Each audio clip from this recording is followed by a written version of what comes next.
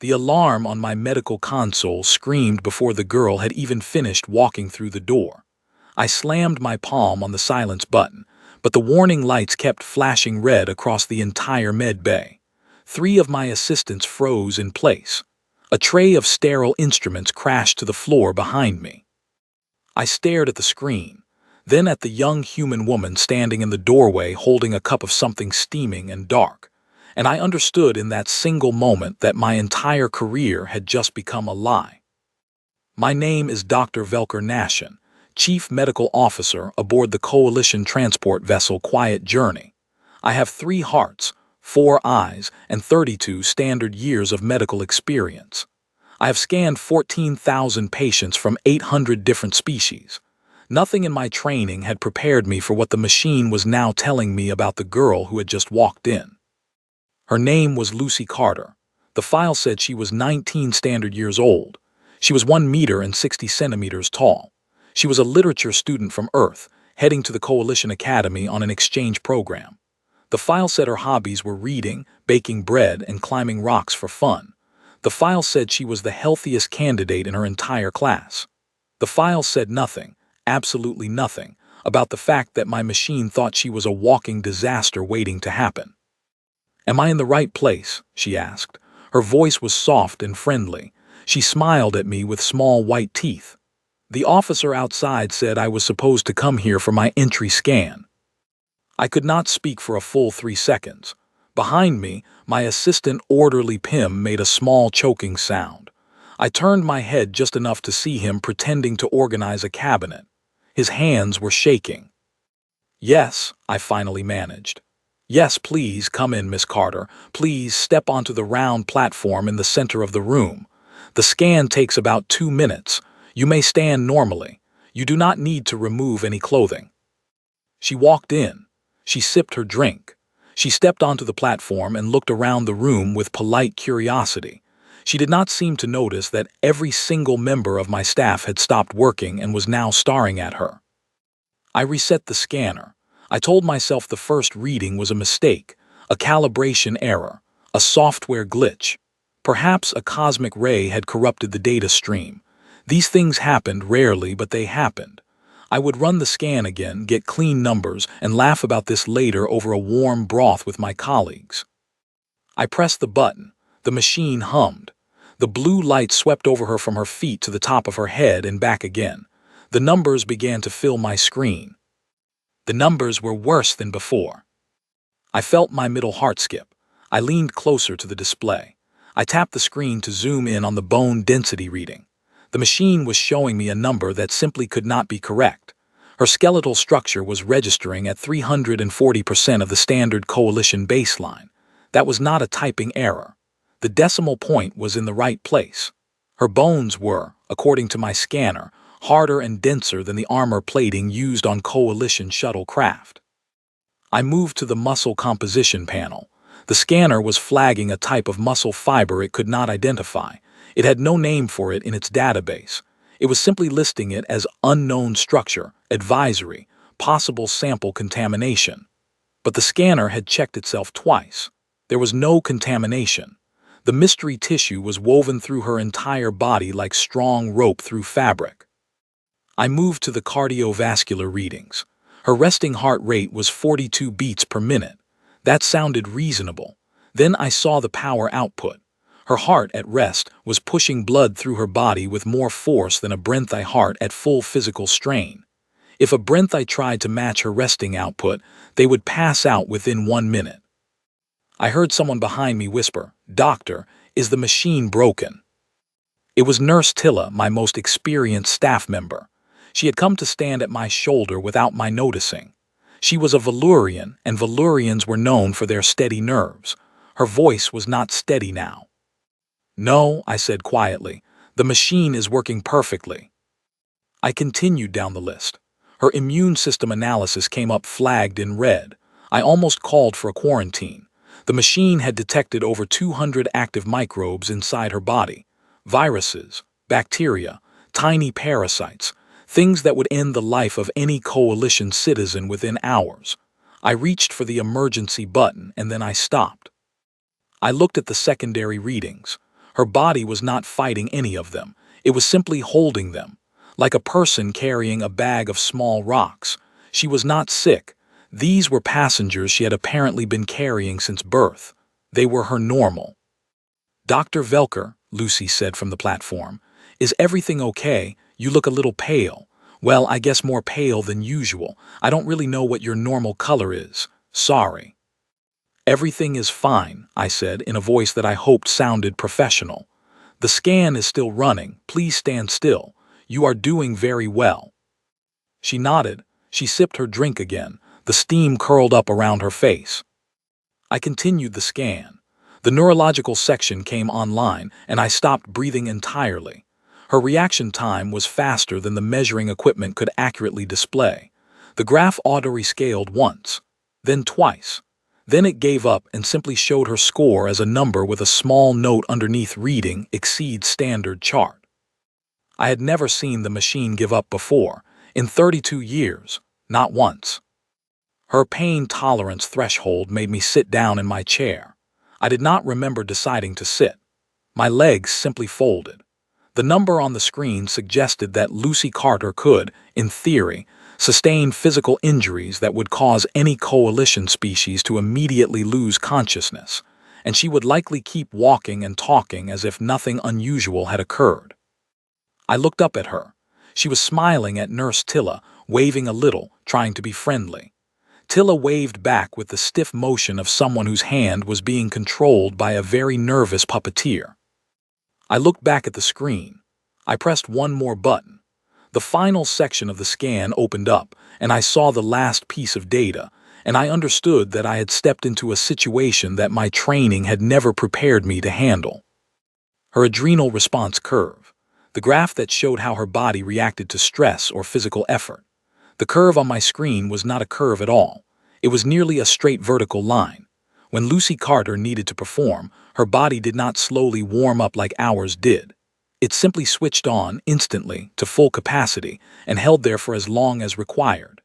Some coalition soldiers trained their entire lives to achieve 1/5 of the response my scanner was showing me. And this was her resting profile. This was what she looked like when she was relaxed, drinking a warm beverage, chatting politely with strangers. I heard the door to the med bay open behind me. I did not turn. I knew by the weight of the footsteps that it was Dr. Alrin, the specialist from Deck 4. He had come down to borrow a supply cabinet key. He stopped behind me, looked over my shoulder at the screen, and did not speak for a very long time. "Velker," he finally said in a voice barely above a whisper, "please tell me that scanner is broken." "It is not broken," I said. "Please tell me this is a simulation, a training exercise." "It is not a simulation." Alrin was silent for another long moment. "Then what, in the name of all 4 moons, is standing on that platform?" I looked at Lucy. She had finished her drink. She was holding the empty cup and looking around for a place to put it.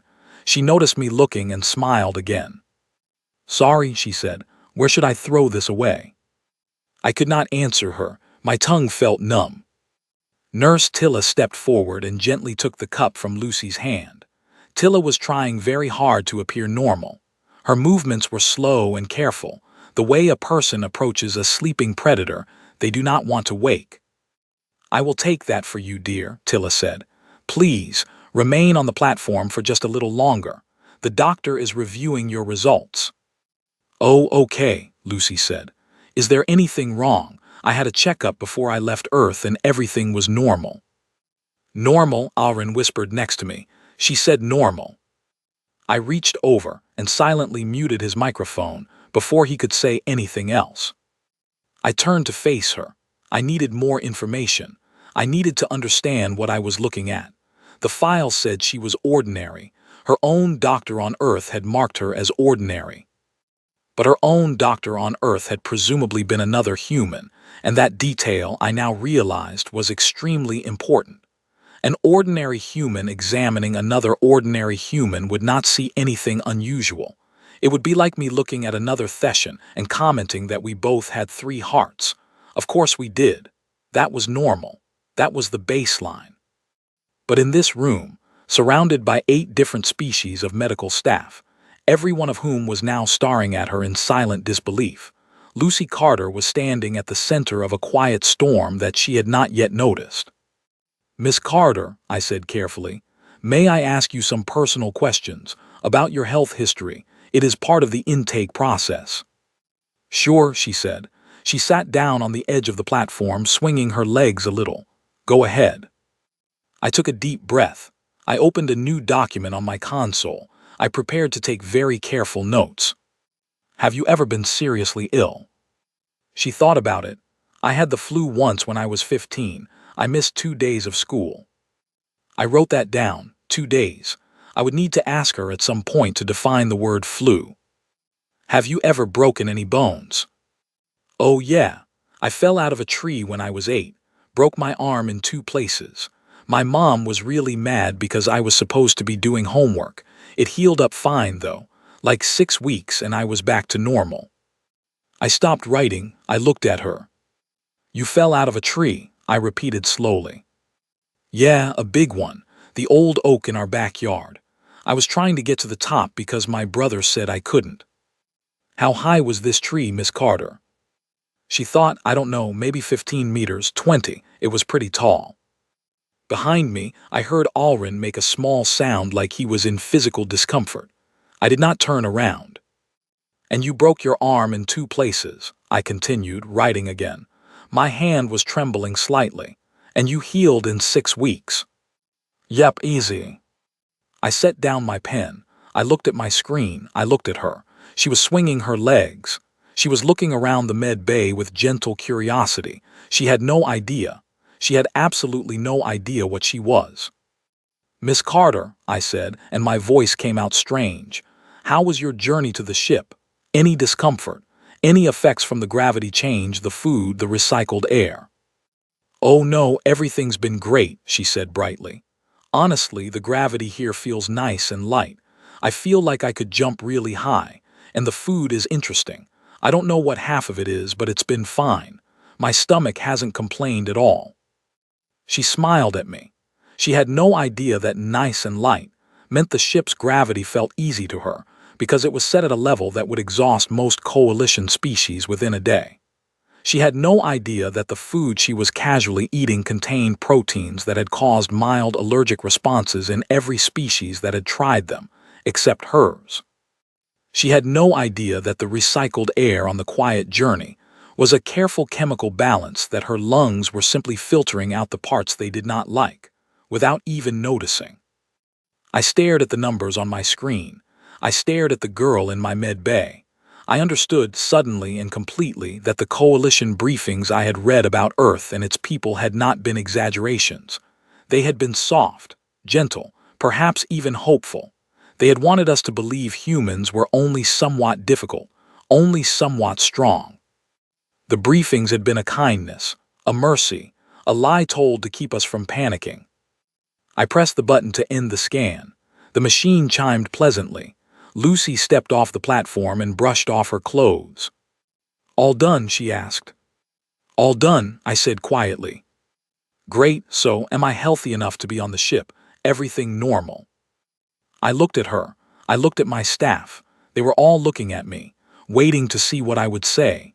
Nurse Tilla was still holding the empty cup as if she had forgotten it existed. I opened my mouth. I closed it. I opened it again. "Miss Carter," I said, "you are the healthiest patient I have scanned in my entire career." She beamed. "Oh, that's great, thank you, doctor." "Please," I said, "enjoy your stay aboard the Quiet Journey. If you need anything, absolutely anything at all, please do not hesitate to ask. Any one of us. At any time, day or night." "Wow, thank you so much. You guys are so nice." She waved at me. She waved at Tilla. She walked out of my med bay, still cheerful, still smiling, still sipping the last cold drops of her drink from the cup Tilla had finally handed back to her. The door closed behind her. The entire room held perfectly still for 10 long seconds. Then slowly, everyone turned to look at me.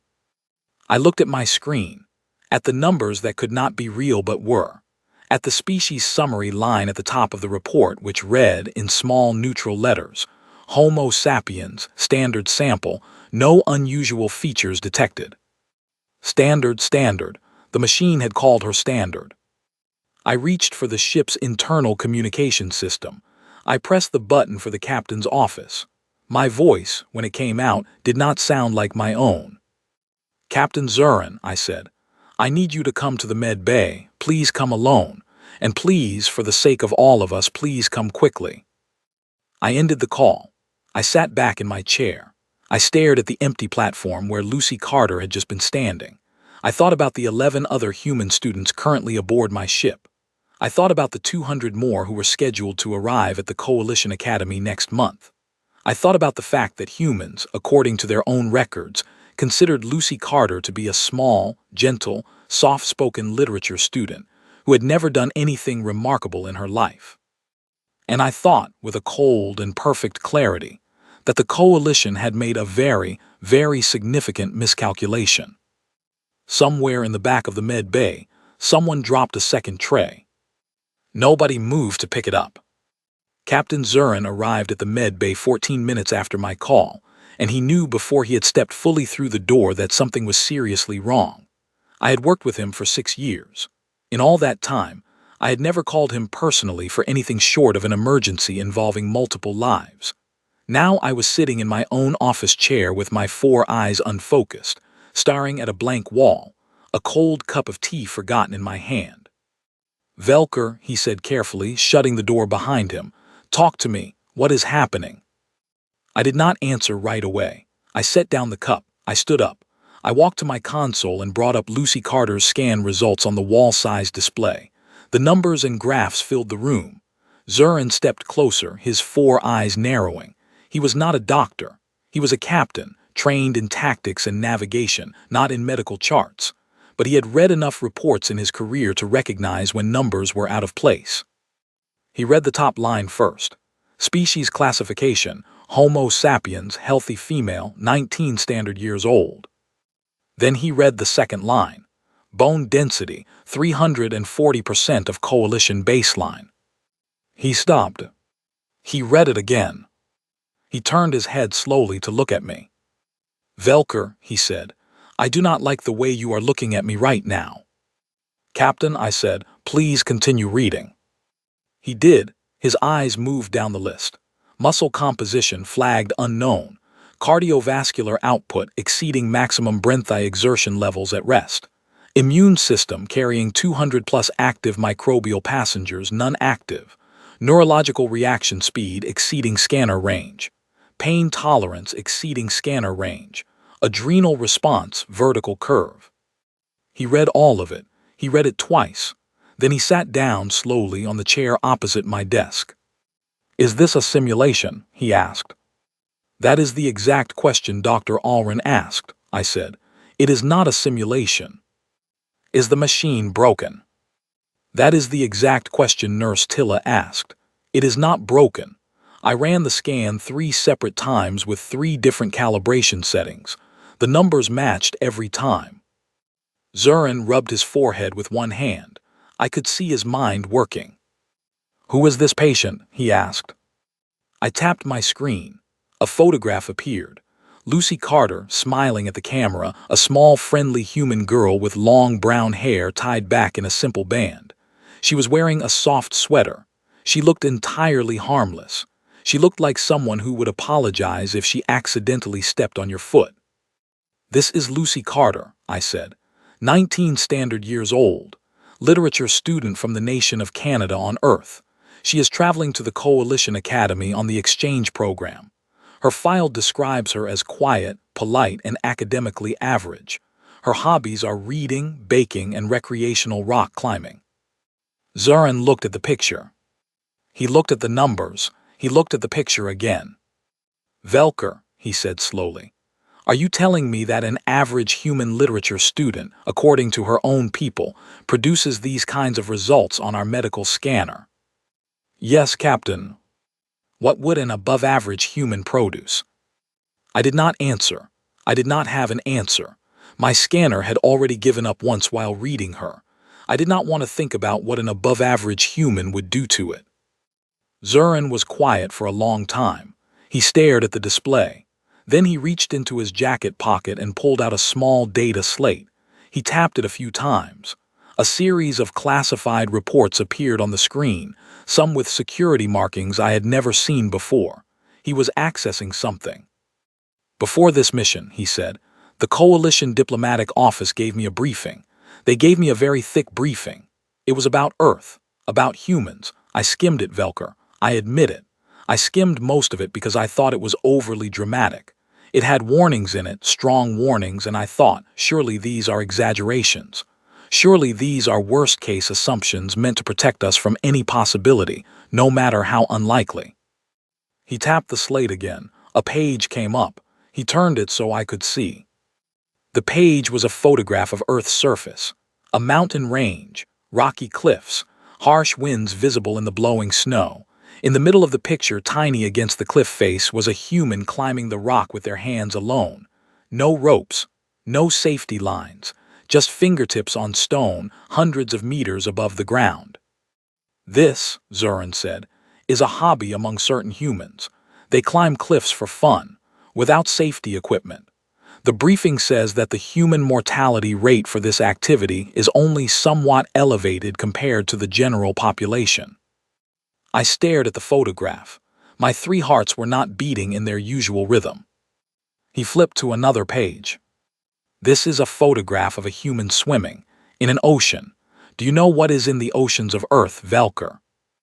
I shook my head. Neither did I thought fish, perhaps. Small, harmless fish. The briefing listed, for my general knowledge, approximately 300 species of marine life on Earth that are capable of causing serious harm to humans.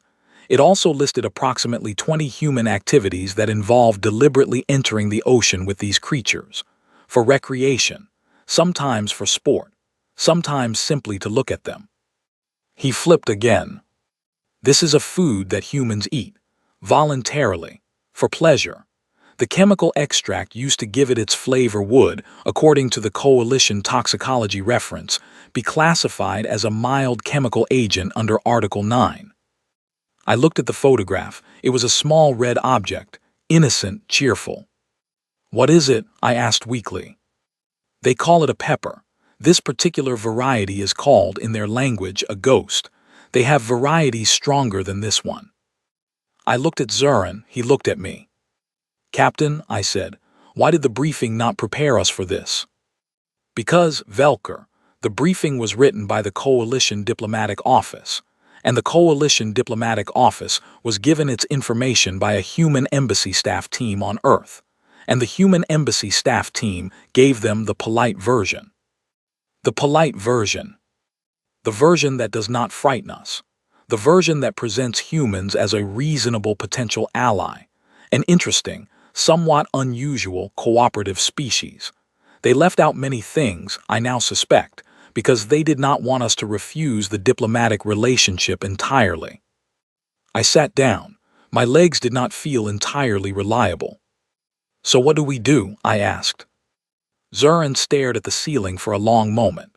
When he spoke again, his voice was calm and measured, the way a captain's voice sounds when he is making a decision that he knows he cannot reverse.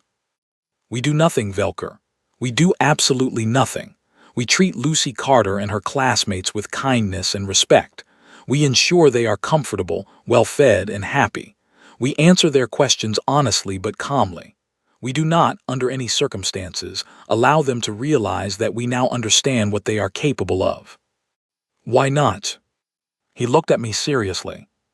"Because, old friend, I believe these young humans do not know. I believe they genuinely do not understand how different they are from the rest of us. They have lived their entire lives on a world where their strength and speed and toughness are simply ordinary. They have no reason to think of themselves as anything unusual. And if we begin treating them as dangerous, if we begin showing fear, they may become confused or upset. And I do not want to find out what happens when a young human becomes confused or upset aboard my ship." I thought about this. I thought about Lucy Carter swinging her legs on the diagnostic platform, cheerfully telling me she had fallen out of a 20-meter tree and healed in 6 weeks. She had been smiling. She had been relaxed. If she had been upset, would she have looked different? Would her body have felt different? Would my scanner have given up even faster? Agreed, I said quietly. We do nothing. Zurin stood. He walked to the door. He paused there, his hand on the control panel, and turned back to me. One more thing, Velker. Update all medical protocols for the remaining human students. Every human who comes through this med bay from this point forward, you will scan carefully, quietly, and without comment. You will compile their data. You will send it to me personally, encrypted. I want a full understanding of what we are transporting before we dock at the academy. Yes, Captain. And Velker, no more alarms, no more dropped trays, no more staff members starring. I want your med bay to be the most boring, professional, ordinary-feeling place on this ship. Do you understand me? Yes, Captain. He nodded once. He opened the door and walked out. I sat in my office for a long time after he left. I stared at the numbers still glowing on my wall. I thought about the next scheduled scan on my list. Another human. A young man named Oliver Grant, 18 years old, history student. His file said he enjoyed running long distances for fun and had once completed something called a marathon in under 3 hours. I did not know what a marathon was. I looked it up. I wished I had not. I called Nurse Tilla into my office. She came in still looking shaken from the morning. Tilla, I said, we are going to make some changes to how we do intake scans for human patients. Yes, doctor. First, we are going to stop reacting. No matter what the machine shows us, no matter what they tell us about their lives, we will smile, we will nod, we will say very normally that everything looks fine and welcome them to the ship. Yes, doctor. Second, we will not ask them follow-up questions about their hobbies, their injuries, their food preferences, or anything else that might lead them to describe, in detail, activities that will cause any of us to experience a medical event. She was quiet for a moment. Doctor, may I ask a question? Yes. What are they? I considered the question carefully before I answered. They are our guests, Tilla. They are young students traveling to an academy. They are, by all accounts, kind and polite and well-meaning. That is what they are. But the scans, doctor. The scans show us what they are physically capable of. They do not show us who these young people are. I believe, based on my conversation with Lucy Carter this morning, that these humans genuinely do not know. They have grown up thinking of themselves as ordinary, and it is not our place to tell them otherwise. It is not our place to show them the difference. Do you understand? Tilla thought about this. She nodded slowly. I understand, doctor. Good. Now please prepare the scanning platform. Oliver Grant is due in 20 minutes. She left. I stayed in my office. I pulled up Oliver Grant's file on my console and read through it again. His medical history was, to me, a document of quiet horror. He had broken 3 bones in his life, all from running.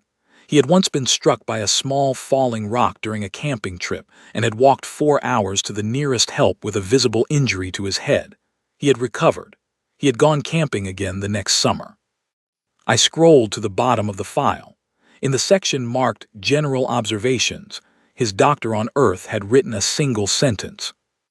Oliver is a healthy, happy young man with no significant medical concerns and excellent overall fitness. I stared at that sentence for a long time. No significant medical concerns. I closed the file. I prepared myself. I went to the scanning room and I stood at my console and I put on my most calm, most professional, most bored expression. When Oliver Grant walked in, tall and cheerful and apologizing for being a few seconds late, I greeted him with a smile. I told him the scan would take 2 minutes. I told him to stand on the platform. I pressed the button. The scanner hummed. The numbers began to fill my screen. I did not flinch. I did not gasp. I did not make a single sound. Behind me, Nurse Tilla was holding a small cloth to her mouth, pretending to adjust a supply drawer. Her eyes were very wide, but she also did not make a sound. We were learning. Oliver Grant stepped off the platform, thanked me for my time, and walked out. I watched him go. I turned to my console. I typed my report for Captain Zurin. I sent it. Then I sat down and had a long, private conversation with myself about the career I had thought I understood. The next 4 days passed in a strange kind of quiet. I scanned 6 more human students in that time. Each one was worse than the last, or better depending on how you looked at it. One of them, a young woman named Emma Bell, had recovered from something called meningitis at the age of 6 and showed no after effects. Her doctor on Earth had noted that she was a very tough little girl. I had, at that point, understood that this was the understatement of the millennium. Another one, a quiet boy named Henry Brooks, had mentioned casually during his scan that he had once stepped on a small venomous animal during a hike and had continued hiking for another hour before the swelling became uncomfortable enough that he decided to turn around. I had nodded. I had smiled. I had written down the incident in his file with a steady hand. Then, after he had left, I had gone to my office and sat with my forehead pressed against my cool desk for 15 minutes. Captain Zurin sent me a private message on the 3rd day. It said simply, "Thank you, Velker, keep going." I kept going. On the 5th day, something happened that changed everything I thought I had learned so far. I was in the med bay completing paperwork when an alert came through from the ship's safety system. A minor accident had occurred in the cargo bay. A loading pallet had slipped from its grip during a routine cargo reorganization, and 2 crew members had been caught underneath. One was a Brenthi named Soren. The other was a young Valurian named Kip. Both were injured, neither seriously, but both needed medical attention. I grabbed my emergency kit and ran. When I arrived at the cargo bay, what I saw made me stop in the doorway and stare. The loading pallet was enormous. It was a heavy storage unit used for transporting dense supplies, and it normally required 2 trained cargo operators with powered lifting equipment to move. It was, according to its safety label, just over 2,000 kilograms. It was lying on its side against the bay wall. 2 of my assistants were already on the scene, tending to Soren and Kip. They were conscious and sitting up, pale and shaken but not critically hurt. They had been underneath the pallet, but someone, somehow, had lifted it off them. That someone was standing calmly to one side, a little out of breath, dusting off her hands on her pants. Lucy Carter. She looked up when I entered. "Oh, hi, Dr. Velker," she said. "I hope it's okay that I helped. I was walking by and I heard them yelling. I couldn't really move it very far, but I got it off them enough that they could crawl out. Are they okay?" I did not answer immediately. I was staring at the pallet. I was calculating in my head the minimum force required to lift 2,000 kilograms of dense cargo, even partially, even for a few seconds. The number I arrived at was not a number that any coalition species could produce. Not at rest. Not at full exertion. Not with training. Not with adrenaline. Not ever. "Miss Carter," I said carefully, "you lifted that pallet." "Well, kind of. I just sort of tilted it up so they could get free. It was really heavy. I don't think I could have actually picked it up all the way." "You tilted it?" "Yeah, it was mostly leverage, I think. My dad taught me that trick when I was a kid. You don't try to lift something heavy straight up. You get under one edge and push up with your legs. Much easier." I looked at Soren and Kip. They were both staring at her with a kind of quiet reverence that I recognized immediately. It was the look of 2 people who had just understood something they would never be able to fully explain. I told my assistants to take the 2 injured crew members to the med bay for treatment. They nodded and helped them up. Soren, the Brenthi, looked at Lucy as he passed her. His mouth moved, but no sound came out. He just stared for a moment. Then he bowed his head very slightly and let himself be led away. Lucy watched them go. She looked confused. "Did I do something wrong?" she asked me. I took a breath. I looked at her kind, concerned face. I looked at the pallet she had casually tilted. I thought about everything I was supposed to do according to my captain's orders. I was supposed to smile. I was supposed to nod. I was supposed to pretend that what had just happened was ordinary. I tried to do that. I really did. "Miss Carter," I said, "you did nothing wrong. In fact, you likely saved Soren and Kip from far more serious injury. We are all very grateful. Please go and enjoy the rest of your day. You have done a good thing today." She smiled. She seemed relieved. "Okay, well, let me know if they need anything. I'll check on them later." She walked away, humming softly to herself. I stood alone in the cargo bay for a full minute. I looked at the pallet. I walked over to it. I put my hands on it and I pushed, using all the strength of my 3 hearts and my full adult body. It did not move. I pushed harder. It did not move. I stepped back. I stared at it. The thing I had just pushed, with everything I had and could not move a single centimeter, had just been tilted by a 19-year-old literature student who described the effort as just sort of leverage. I went back to the med bay. I treated Soren and Kip. Their injuries were minor, bruises, a sprained wrist, some scrapes. They would both be fine in a day or two. While I worked on them, they were both very quiet. Soren finally spoke as I was finishing with his bandages. "Doctor," he said softly, "I need to tell you something. When the pallet fell, I thought we were finished. It was on top of us. We could not breathe. And then suddenly it moved. It lifted, like a toy. And I looked up and that small young human was standing there, holding the edge of it with her bare hands, and her face was not even red. She was not even straining. She looked like she was moving a chair." "I know," I said quietly. "Doctor, what are they?" I paused. I looked at him. "They are our guests, Soren. They are our kind, polite, helpful guests." He looked at me for a long moment. Then he nodded slowly. He understood. I finished his bandages. I sent him and Kip back to their quarters. I filed the incident report with Captain Zurin. I marked it as routine. A cargo accident. No serious injuries. A passenger assisted. Nothing unusual. Zurin's reply came within minutes. It was 2 words long. "Understood, continue." I continued. 2 days later, we arrived at the halfway point of our journey. A small stop at Station Alpha 47 for refueling and supply transfer. The human students were given a few hours of shore leave to explore the station. I used the time to meet with Zurin privately in his office.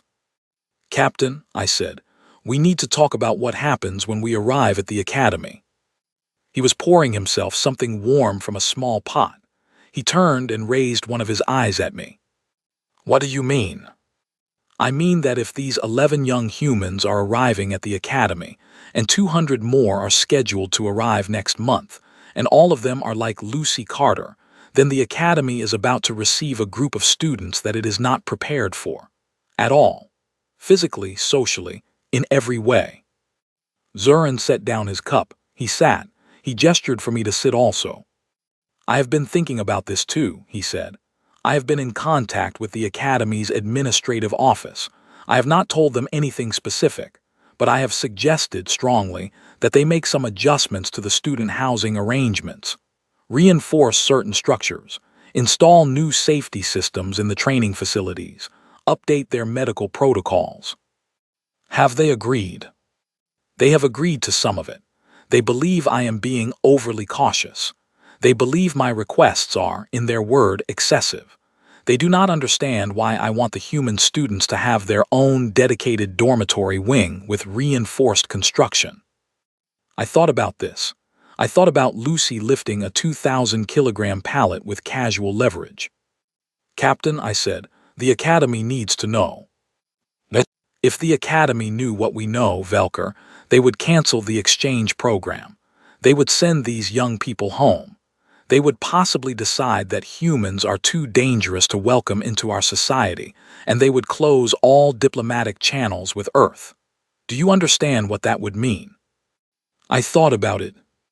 "It would mean a great loss," I said slowly, "both for us and for them.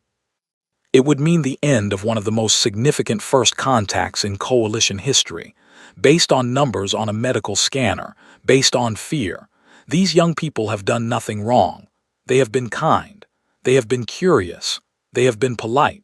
One of them has already saved 2 of my crew members." I nodded. "So we keep the secret." "We keep the secret. And we trust that Earth's embassy, who has worked with us so carefully up to this point, knew what they were doing when they arranged this exchange. They did not send us warriors, Velker. They sent us students. Young people. Kind young people. If Earth wanted to frighten us or to harm us, they had many easier options. Instead, they sent us Lucy Carter, who stops to help strangers lift pallets off injured crew members. I thought about this for a long time. "Captain," I finally said, "I hope you are right." He smiled for the first time that day. "So do I, Velker, so do I." I returned to the med bay. I completed my remaining scans for the day. I filed my reports, and I tried as hard as I could to treat the human students as I would treat any other young passengers on my ship, with kindness, with patience, with no sign at all that I knew what they were. They made it easy in a way. They were genuinely kind. They asked polite questions. They apologized for small things. They brought me little gifts from the station shops, small snacks they thought I might enjoy. Emma Bell gave me a small piece of human candy that she said was her favorite. I thanked her. I set it aside for later. I did not have the heart to tell her that. After scanning the chemical composition in the ship's food analyzer, I had determined it would cause my digestive system to mount a full emergency response for approximately 6 hours. I saved it. I kept it on my desk, a small reminder that these were good young people, that they meant well. That kindness was their default behavior, no matter what else they also happened to be. And through all of it, I kept my professional face. I kept my voice calm. I kept my hands steady during the scans. My staff learned to do the same. We became, over those days, the most quietly disciplined medical crew in the Coalition fleet. We had to be. Because on the morning of the 9th day of our journey, one of the human students came into the med bay with a concern, and what she told me made me realize that everything we had learned so far had only been the beginning. Her name was Chloe Dawson. She was 18 years old, a student of environmental sciences. She was small, with short dark hair and a quiet voice. She had been on my ship for 9 days. I had scanned her on the first day. Her numbers had been, by now, ordinary to me. Bone density in the 300s, muscle fibers with mystery structures, an adrenal response curve that went nearly straight up. Standard human baseline. She came into the med bay that morning looking pale. She was hugging her arms. "Doctor," she said, "I don't feel great. Can you take a look at me?" I sat her down gently. I took her temperature. I measured her pulse. The readings were within her personal baseline but slightly off. Something was bothering her physically. I asked her what she was feeling. "I don't know, I just feel kind of heavy, like tired. My muscles ache. I think I might be coming down with something." I stared at her, a human describing herself as feeling sick, on my ship. I asked very carefully if I could run a full scan. She agreed. She stepped onto the platform. The blue light swept over her. The numbers came up. And this time, for the first time since I had begun scanning humans, the numbers were different. Not higher, not more extreme. They were lower. Her bone density was still in the 300s, but it had dropped from 340 to 335. Her muscle response was down by 4%. Her immune system showed increased activity in 3 specific areas, which, for a human, meant she was actively fighting something rather than simply carrying it. Chloe Dawson was, by human standards, sick. I had, until this moment, thought of humans as something close to unbreakable, as a species that could absorb nearly any physical challenge and keep walking. But looking at Chloe's numbers, I realized something that chilled me all the way through my 3 hearts. If this was what a human looked like when they were sick, what did a human look like when they were truly hurt? What did a human look like when they were genuinely angry? I did not want to find out. I gave her a gentle medication, adjusted for her unique physiology, and told her to rest in her cabin for the day. I recommended hot fluids. I recommended sleep. She thanked me and left. I watched her go. Then I turned to my console and began writing a new report for Captain Zurin. The report had a new concern in it. If a minor illness could reduce a human's physical baseline by even a small percentage, then I needed to understand what happened at the other end of the spectrum. I needed to understand what the upper limit of a healthy, motivated human looked like. I pulled up the file of the next human student due for a scan. His name was Lucas Hall. He was 20 years old. His file listed his hobbies as hiking, competitive weightlifting, and something called rugby. I did not know what rugby was. I was afraid to look it up. I looked it up anyway. I sat at my desk for the next half hour watching short clips of the sport. It was a group activity. It involved large humans running at each other at high speed and deliberately causing collisions. For fun, as a recreational activity. The participants wore almost no protective equipment. They got up after each collision. They did it again. They did it for 80 minutes at a time, on a regular schedule. I closed the video. I stared at the wall. I thought about Lucas Hall, who was due for his scan at the start of the next shift, who was, according to his own species, well above average for his age in terms of physical ability, who was, according to his file, currently in excellent health. I took a deep breath. I prepared my scanner. I adjusted the upper range settings just in case. I increased the buffer space on the display graphs. I told Nurse Tilla to bring me a hot drink and to make sure the med bay had a very calm atmosphere when he arrived. She nodded. She knew the routine now. She did not ask why. Lucas Hall arrived on time. He was tall. He was cheerful. He apologized for the firmness of his handshake. He stepped onto the platform. He stood still. He smiled at me while the blue light scanned him from head to toe. The numbers began to fill my screen. I did not make a sound. But I did, quietly and privately, update the personal notes I kept in my own encrypted file. I added one new line at the top. Revised understanding. Previous estimates of human physical range were conservative. Upper limit is yet to be determined.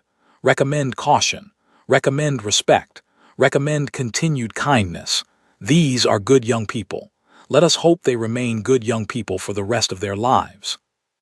I saved the file. I closed the scan. I welcomed Lucas to the ship. I told him with perfect professional calm that everything looked excellent. He thanked me. He walked out. I sat alone in the med bay for a long time, listening to the soft hum of the scanner as it cooled down. Outside the window of the med bay, the stars moved past. The quiet journey continued on its route. 11 human students were somewhere on my ship, laughing, reading, eating, sleeping, being kind to the crew who served them. They had no idea what they looked like on my scanner. They had no idea what they looked like to the rest of the galaxy. I hoped they would never find out. I truly hoped they would never need to. Captain Zurin called me into his office on the 10th day of our journey, and the moment I walked through the door, I knew something serious had happened. He was sitting at his desk with a small communication device in his hand, his 4 eyes narrowed, his mouth set in a firm line. He did not greet me. He did not invite me to sit. He simply pointed at the chair across from him, and I sat. "Velker," he said quietly, "we have a problem." I waited. I just finished a private call with the Academy. I informed them, carefully, that I was requesting additional modifications to the student housing and training facilities for the incoming human class. I provided them with a general summary of the scan results, without the specific numbers. I thought a general summary would be enough to convince them to take this seriously. And they are not taking it seriously. The head of the Academy, Chancellor Delrin, believes I am exaggerating. He believes my concerns are based on paranoia, possibly brought on by the length of this journey.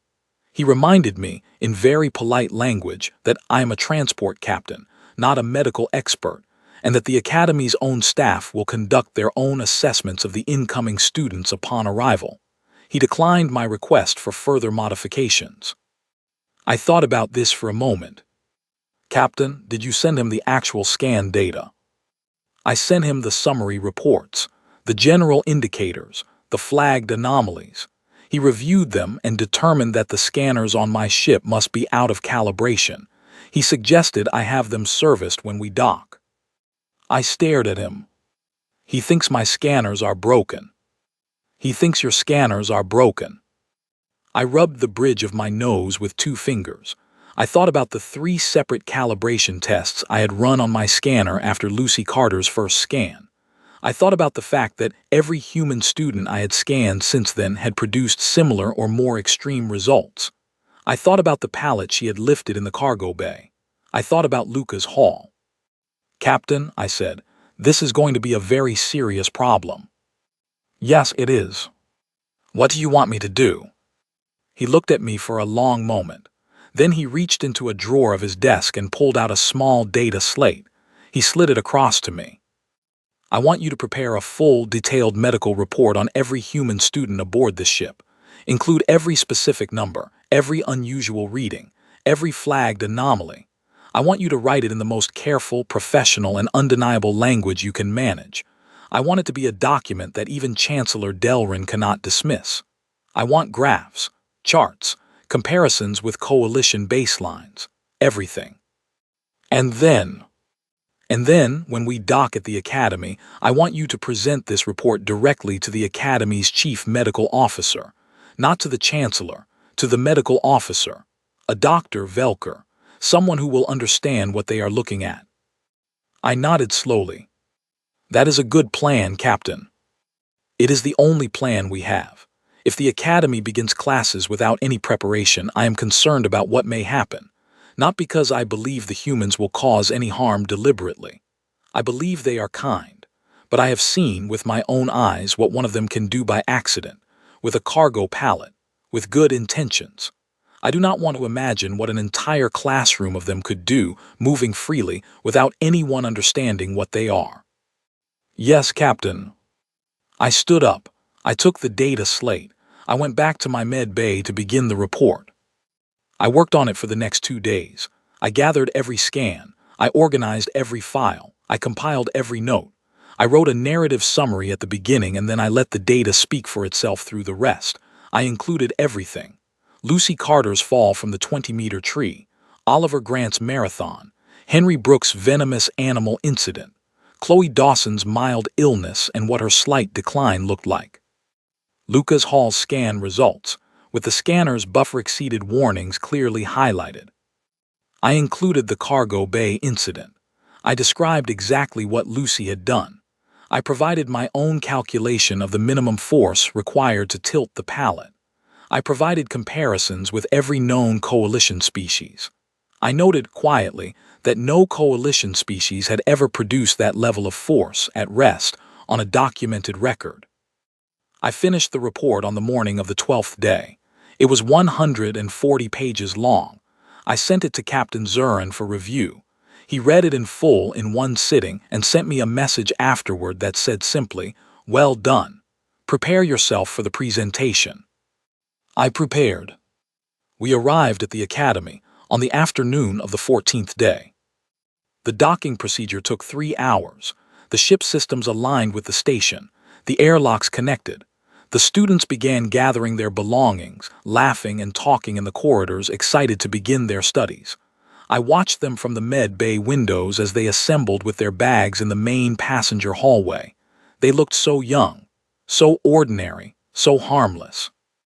Lucy Carter waved at me through the window as she passed. I waved back. Captain Zurin came to my office just before the passenger disembarkment began. He was in his formal uniform. He looked serious. "Ready, Velker." "Ready, Captain." "We will go together. I want the Academy to understand that this comes from both the command side and the medical side of my crew. We go to the medical officer first. We show the report. We answer questions. If the medical officer agrees with us, he will take it to the Chancellor. If the Chancellor still refuses to listen, we will go to the Coalition Diplomatic Office directly."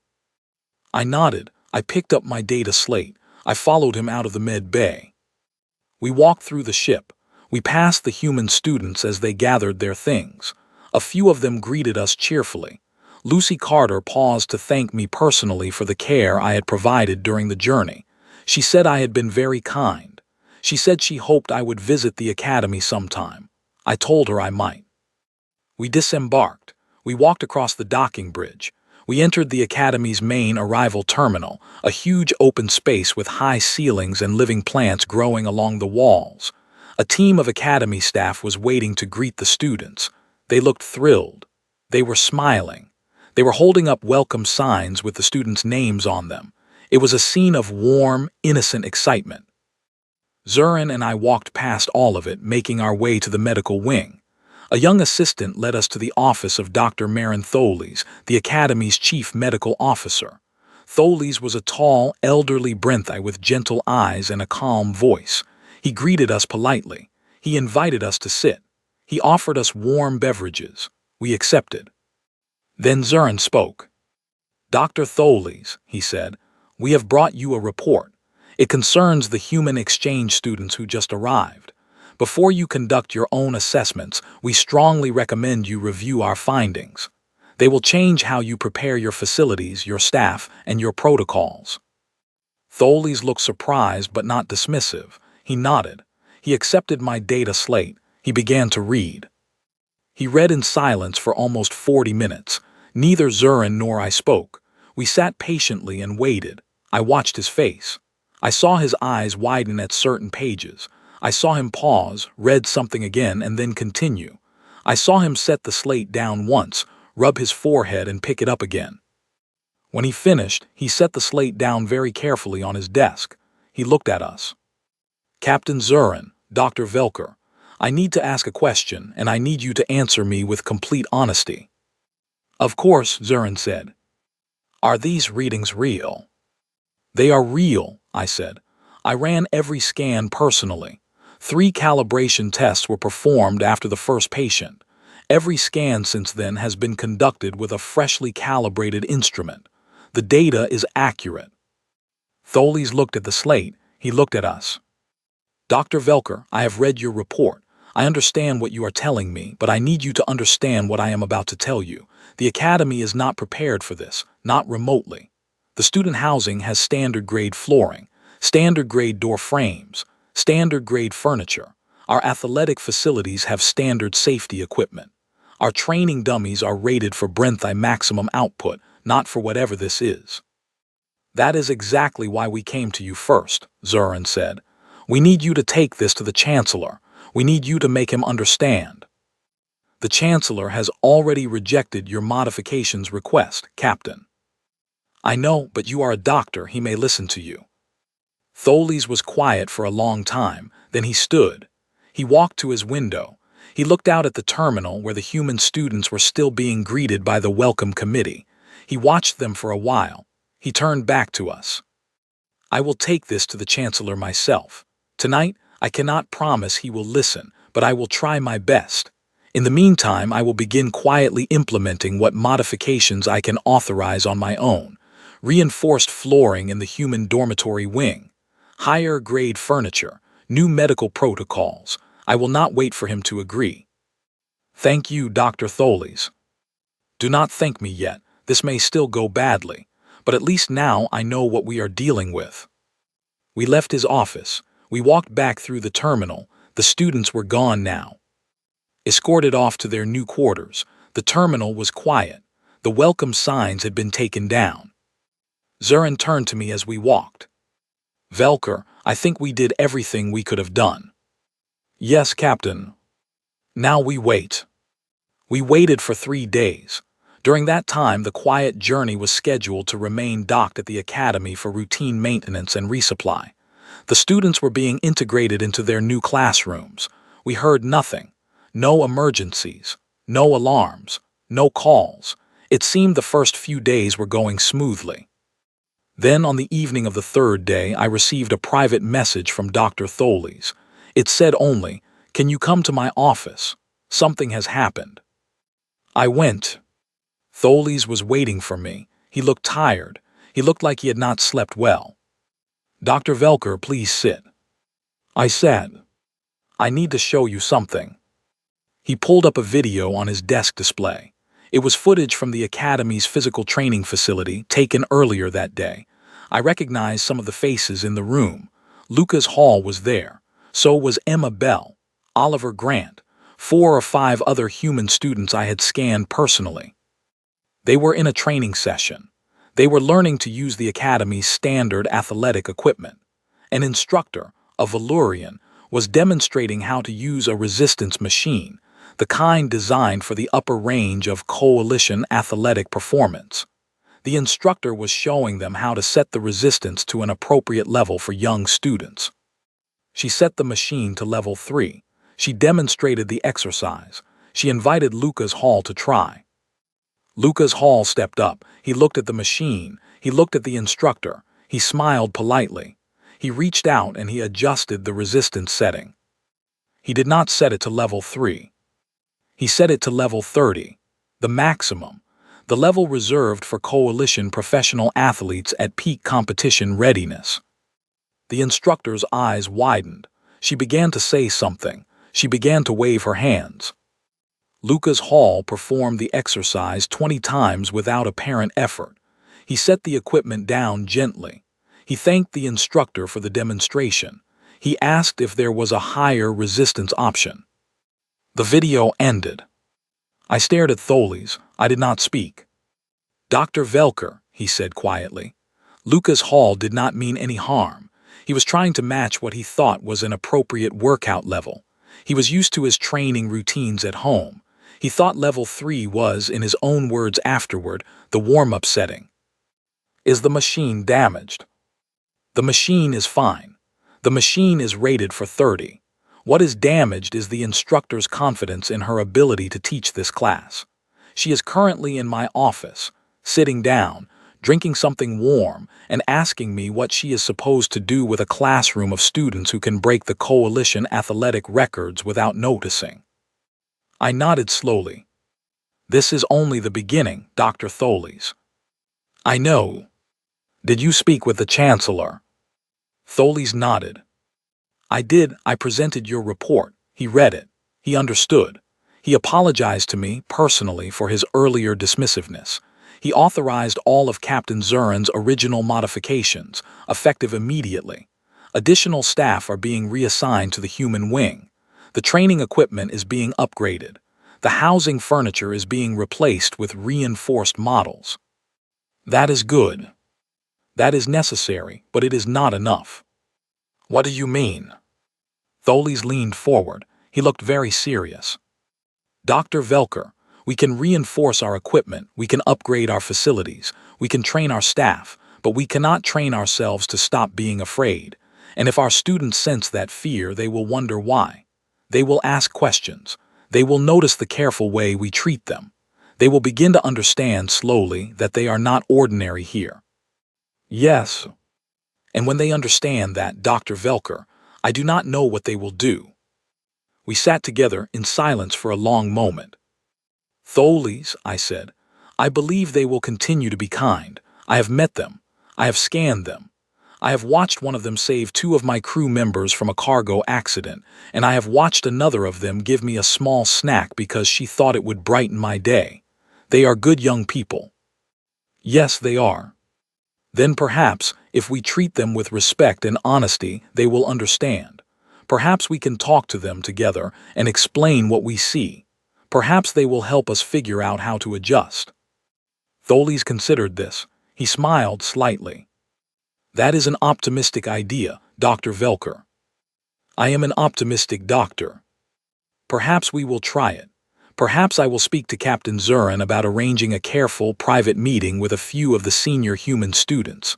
Lucy Carter, perhaps, Lucas Hall, Oliver Grant, the ones you have scanned, ones who seem thoughtful and mature. We can ask them to help us understand their own people better." "I think that is a wise idea." "Then I will arrange it tomorrow." I left his office feeling, for the first time in 14 days, something close to hope. I walked back to my ship. I ate a quiet meal. I slept for the first time in nearly a week without dreaming of scanner warnings. The next morning, Tholes invited me to return to his office. Captain Zurin joined us. So did Lucy Carter, Lucas Hall, and Oliver Grant. We sat in a quiet, comfortable room. Tholes had arranged warm drinks and small foods. The humans greeted us cheerfully. They had no idea why they had been invited. They assumed it was some kind of student welcome event. We began carefully. "Lucy," Tholes said gently, "we asked you and your friends here because we have a conversation we would like to have with you. A conversation about your people, and about what it is like for us as your hosts to try to welcome you into our society." Lucy smiled politely. "Of course, ask us anything." Tholes looked at me. I took a breath. I began to explain. I told them carefully and kindly about the medical scans, about what we had seen, about what their physical baselines looked like to the rest of the galaxy. I showed them Lucy's scan results. I showed them Lucas's. I showed them Oliver's. I explained the comparisons. I explained the cargo pallet incident. I explained what the numbers meant. They listened in silence. Their faces changed slowly as I spoke, from polite interest to curiosity to quiet, stunned understanding. When I finished, nobody spoke for a long time. Then Lucy Carter said very softly, "Wait, you mean, when I lifted that pallet, that was like actually a big deal?" "Yes," I said. "I thought Soren and Kip were just being really grateful because they were scared. They were grateful because you did something no coalition citizen in the galaxy could have done." She stared at her hands. She turned them over. She looked at them as if she had never really seen them before. Lucas Hall was quiet. He looked at the video of himself on the training machine. He looked at the level 30 setting. He looked at Tholes. "I thought that was just a light warm-up," he said slowly. "The instructor looked upset, but I figured it was because I was using her demonstration machine. I didn't realize." "No," Tholes said gently. "You did not realize, none of you did." Oliver Grant leaned forward. He looked thoughtful. "Dr. Tholes, Dr. Velker, Captain, I think I understand what you are telling us, and I think I understand why you wanted to tell us privately. Yes, you are worried that we will hurt someone by accident, because we do not know our own strength in the way you all understand strength." "Yes, Oliver. And you are also worried that we might be frightening to your people if we act without thinking about it." "Yes." He nodded slowly. He looked at his two friends. They looked at him. A silent conversation passed between them faster than I could follow. Then Oliver turned back to us and smiled. A small, serious, careful smile. "Okay, we can help." "Help?" "Yeah, we can be more careful. We can talk to the other students. We can explain. We can learn what your normal is so we can match it. So we don't accidentally lift things that aren't supposed to be lifted, or run faster than people expect, or eat food that's supposed to be dangerous. We can adapt. It will just take us a little time to figure out what our baseline should be here." Tholes stared at him. "You would do that?" he asked. Lucy smiled. It was the same smile she had given me in the med bay on the first day. Kind, genuine, a little amused. "Of course we would. You invited us into your community. It's our job to fit in, not your job to change everything for us. You just needed to tell us what was going on. Now we know. We can work on it together." I looked at Captain Zurin. He looked at me. His 4 eyes were wide. I understood in that moment. Something important. Something I had been missing through this entire voyage. Something the coalition itself had been missing for decades. The humans were not a threat. The humans were not a danger. The humans were and always had been people. Kind, thoughtful, cooperative people who simply happened to have been shaped by a world harder than ours could ever be. And when you spoke to them honestly, they answered honestly. When you showed them respect, they returned it. When you invited them into your community, they tried their best to belong. We had been worried for nothing. We had been afraid of a shadow that did not exist. The real humans, the actual humans, were sitting across from me drinking warm tea and cheerfully offering to help us adjust to them, which was really them adjusting to us. I laughed. I could not help it. I laughed out loud. Tholes looked at me in surprise. Then he laughed too. Then Zurin laughed. Lucy looked confused for a moment, then she laughed as well, and soon we were all laughing together. "Dr. Velker," Lucy said between laughs, "what exactly is so funny?" "You are Miss Carter, all of you, and all of us." "Why?" "Because we spent 2 weeks terrified of the wrong thing. And the right thing was sitting in the med bay the whole time, drinking coffee and apologizing for being late." She smiled. She did not quite understand, but she accepted the moment. She raised her cup of tea. "To understanding," she said. "To understanding," we all echoed. We drank. 3 months had passed since the afternoon in Dr. Tholey's office when 3 human students, over cups of tea and a simple, honest conversation, had quietly agreed to help us rebuild how we thought about them. 3 months since Lucy Carter, Lucas Hall, and Oliver Grant had walked out of that meeting with a new kind of awareness about themselves and a calm determination to adapt.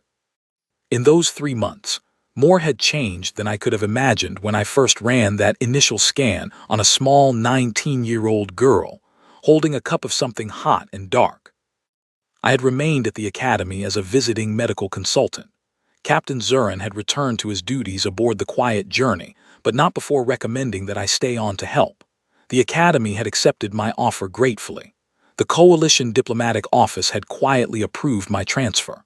For the first time in my long career, I was no longer running standard intake scans on random travelers. I was studying humans, working beside them, learning from them.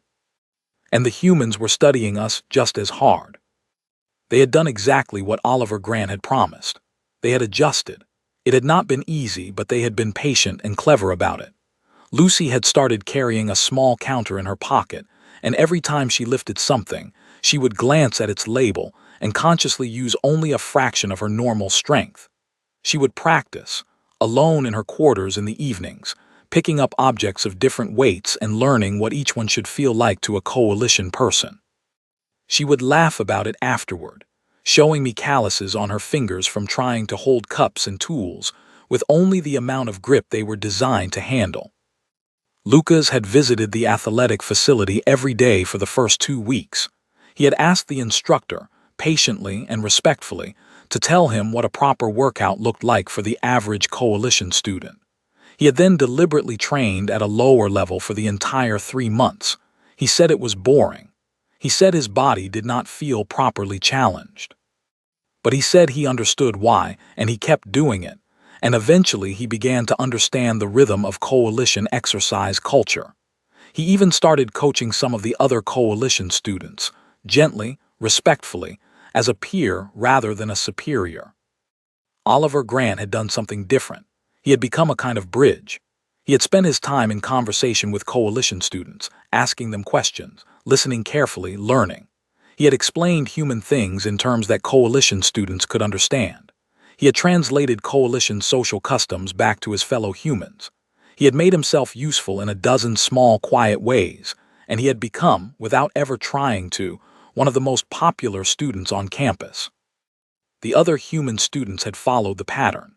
Emma Bell had joined the academy choir and discovered she had a remarkable voice, and she had used that rather than her physical ability to make friends. Chloe Dawson had recovered from her mild illness and had thrown herself into environmental science classes, where her unique perspective on ecosystem resilience, shaped by her home world, had fascinated her professors. Henry Brooks had become an informal teaching assistant in a coalition history class, his careful attention to detail making him a valuable resource for his fellow students. The accidents had stopped. The concerns had quieted. The academy had adapted its facilities, and the humans had adapted their behavior, and the two adjustments had met somewhere in the middle, and what had emerged was something none of us had quite expected. A community. A real, functioning, working community, where humans and coalition students lived and studied and argued and laughed together, without fear, without tension, without the quiet terror I had carried in my 3 hearts during those first 14 days. I had underestimated them, not their strength. I had been well aware of their strength. I had underestimated their kindness, their patience, their willingness to change for the sake of the people they had come to meet. I had, for a brief terrible period, imagined that they might be dangerous simply because they were capable of being dangerous. I had forgotten that capability is not intent. I had forgotten that strong people, everywhere in the galaxy, make choices about how to use their strength, and that most of them, most of the time, choose kindness. Lucy Carter came to my office on the morning of the 91st day since the meeting. She knocked politely. She came in holding 2 cups of coffee. She handed me one, as she often did now. I had over the past months developed a careful tolerance for the beverage. It still burned going down. I still felt my middle heart flutter uncomfortably for about an hour after drinking it. But I had learned to enjoy it. It had become, somehow, a symbol of our friendship. Dr. Velker, she said, sitting down across from me, can I ask you something? Of course, Lucy. I've been thinking about what you told us 3 months ago, about our scans, about what you saw. Yes. You never really told us why you decided to tell us. I mean, you told us you were worried about accidents, but I've been wondering, were you also just tired of pretending nothing was wrong, of treating us like we were normal when we weren't? I thought about this carefully. I looked at her face. She was looking at me with genuine curiosity, no judgment, just interest. Yes, Lucy, I finally said. I was tired. My captain had instructed all of us to treat you as ordinary. He had good reasons. He did not want to frighten any of you. He did not want to disrupt the exchange program. He wanted you to have a chance to be seen as young students, not as curiosities or threats. And I agreed with his reasons. But yes, I was tired. Every day was an exercise in hiding my reactions. Every scan was a small private shock that I could not share. It wore on me. She nodded slowly. I thought so, I'm sorry. You do not need to apologize. You did nothing wrong. No, but still, I can imagine what it must have been like, watching us walk around your ship like we had no idea what we were doing, treating heavy things like they were light, talking about our childhood injuries like they were funny stories. I can see how that would have been stressful. It was stressful. Why did you eventually decide to tell us? What was the final thing that pushed you over? I smiled. I took a sip of my coffee. I let the warmth spread. Honestly, Lucy, it was Luca's, on that training machine. The video of him setting the resistance to maximum and treating it like a warm-up. When I saw that, I realized that if we kept the secret any longer, one of you was going to do something even more surprising, and the wrong person was going to see it. And then the secret would be out anyway, but in a much worse way. Better to have the conversation on our terms. Better to explain it carefully, privately, to 3 people who we trusted, and ask them to help us. She smiled. That was a good plan. It was Captain Zurin's plan. He's smart. He is. He is also, I think, one of the bravest captains in the Coalition fleet, not because he did anything physically dangerous, but because he trusted humans with the truth when many others would not have. Lucy was quiet for a moment. She stared at her cup. Dr. Velker, I have to tell you something I have been thinking about a lot. Yes. When you told us about our scans and about what we looked like compared to Coalition baselines, my first reaction was not what you might expect. I wasn't proud. I wasn't impressed with myself. I was embarrassed. I blinked. Embarrassed? Yeah, because I thought about all the times I had been on your ship, walking around like I was totally normal, having no clue. And I thought about Soren and Kip, and how I had just sort of tilted that pallet without thinking, and how they must have felt afterward. And I realized I had been, without meaning to, making everyone around me feel uncomfortable. Not on purpose, but because I just didn't know. Lucy, you did not do anything wrong. I know, but I also know that being strong isn't a good thing or a bad thing, it's just a thing. And when you're strong and you don't know how strong you are, you can accidentally make other people feel small. I don't want to make anyone feel small, so I've been trying to be more aware, trying to match everyone else's pace, trying to not be the strong one in the room. I looked at her for a long time. Lucy, I said, that is the kindest thing I have ever heard anyone say. And it is, I think, the reason why your people are going to do well in the Coalition. Not because you are strong, because you think about your strength as something that affects other people, and you choose to be considerate. She smiled a little sadly. My mom used to tell me that. She used to say the more you can do, the more careful you have to be. Because most people can't, and if you forget that, you'll hurt someone and you won't even notice. Your mother sounds like a wise woman. She is. We drank our coffee in comfortable silence for a while. After a few minutes, Lucy set down her cup. Dr. Velker, there's something else I wanted to ask you. Yes. I talked to some of the other human students last night about what we've learned, about what you told us, and we had an idea, something we wanted to run by you. Tell me. The next group of humans is arriving next month, 200 of them, right? Yes. We were thinking, what if before they arrive we help the Academy prepare an orientation program, not just for the humans but for the Coalition students and staff too, a kind of mutual introduction, where we explain up front what humans are like, what we can do, what we need to be careful about, and the Coalition people explain also up front what they are like, what they can do, what they might find surprising about us. A real, honest conversation, right at the beginning, so nobody has to hide anything for 2 weeks. I stared at her.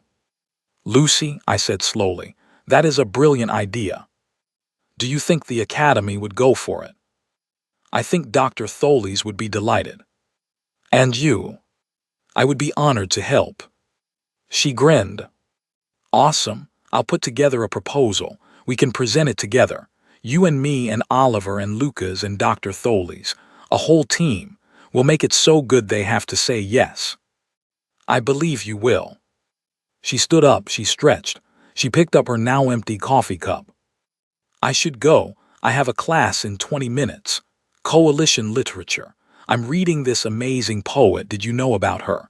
Her name is Valencourt. She wrote about the Great Migrations after the Second Unification, and her words are just incredible.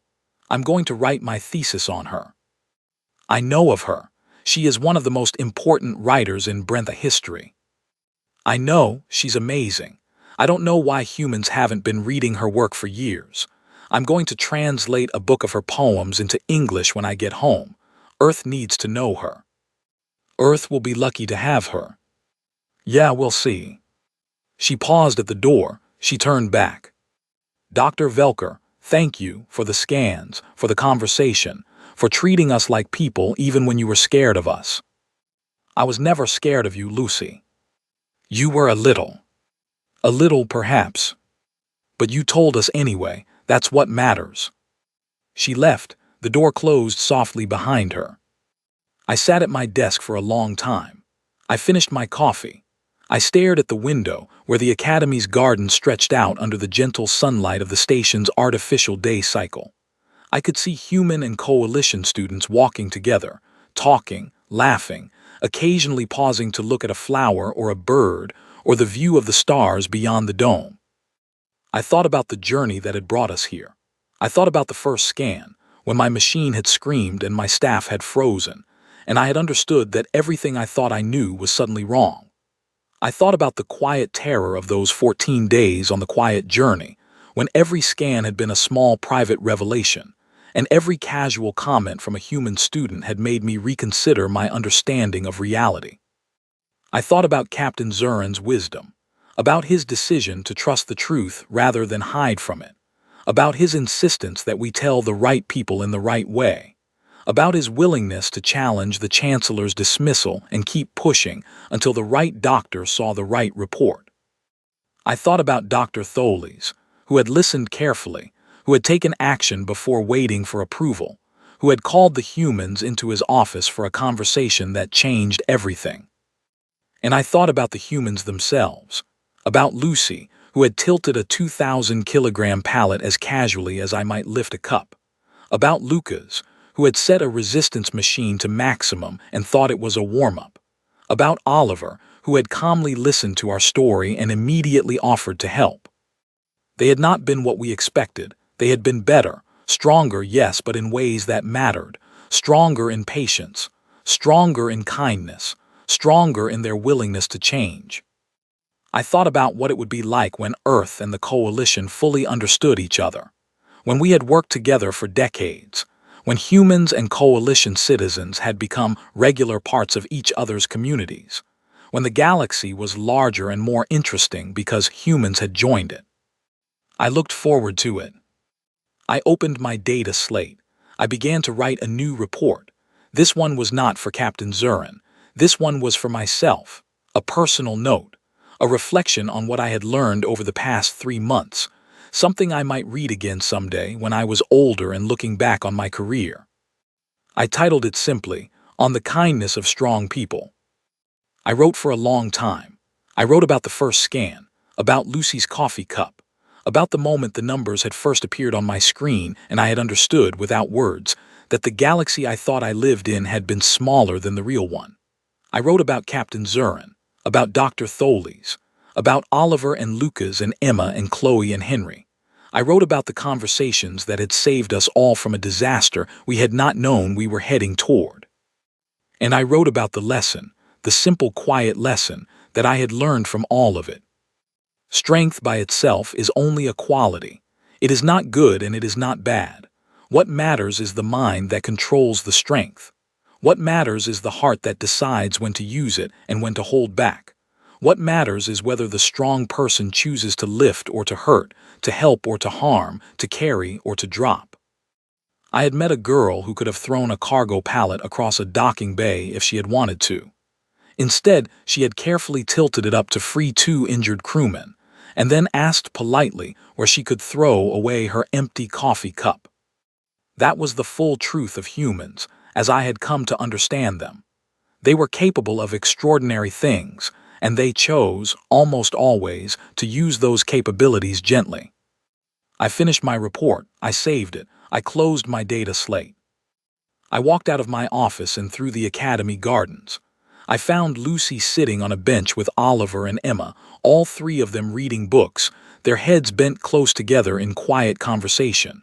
They looked up as I approached. They smiled. "Dr. Velker," Oliver said, "come sit with us. We were just talking about the orientation program. We have some ideas." I sat down on the bench. I listened to them talk. I watched the sun move across the sky of the dome. I thought about the first day of the journey and the last day of my previous life and the first day of this new one. The galaxy was larger than I had known. It was stranger and richer and more wonderful. And I was lucky, impossibly lucky, to be sitting in a garden with 3 of the strongest people in the galaxy, listening to them plan how to welcome more of their own kind into a community that was only just beginning to understand what that really meant. I smiled. I leaned back against the bench. I listened. And somewhere in the med bay of my old ship, I imagined, a scanner was sitting quietly in the dark, its memory bank still full of the readings it had once given up on, its small processors still unable to fully understand what it had measured. But outside the scanner, in the world it could not see, a young human woman was helping her friends plan a better future, and a Theshan doctor was drinking terrible coffee on a park bench, and the galaxy was, slowly and patiently and with great kindness, learning how to be a bigger place. And that, I decided, was a very fine thing indeed.